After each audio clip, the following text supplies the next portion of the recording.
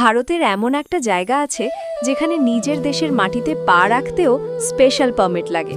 হ্যাঁ, আমি বলছি অরুণাচল প্রদেশের কথা। ভারতের উত্তর পূর্ব কোণে চীন সীমান্তের গায়ে লুকিয়ে থাকা এই রাজ্যটা আজও ৯৫% মানুষের কাছে অজানা। এটাই ভারতের সেই জায়গা যেখানে প্রথম সূর্যের আলো পড়ে।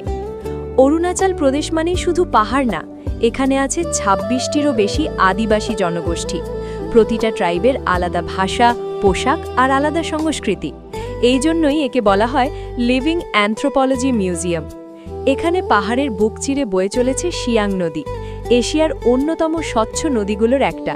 চারদিকে ঘন জঙ্গল, বিশাল জলপ্রপাত আর এমন মেঘ যেন পাহাড়ের ভেতর দিয়েই হেঁটে বেড়ায়। এই রাজ্যেই আছে তাওয়াং মনাস্ট্রি, ভারতের সবচেয়ে বড় বৌদ্ধ মঠ। সবচেয়ে অবাক করার ব্যাপার হলো এখানকার পরিবেশ এতটাই পবিত্র আর ছোঁয়াচেহীন যে একে ভারতের আসল স্বর্গ বলা হয়। আপনি যদি সুইজারল্যান্ড ভুলে ইন্ডিয়ার এই আসল স্বর্গে যেতে চান, তবে একটা লাইক দিন, কমেন্ট করুন অরুণাচল আর সাবস্ক্রাইব করুন, কারণ পার্ট 2 আসছে খুব তাড়াতাড়ি।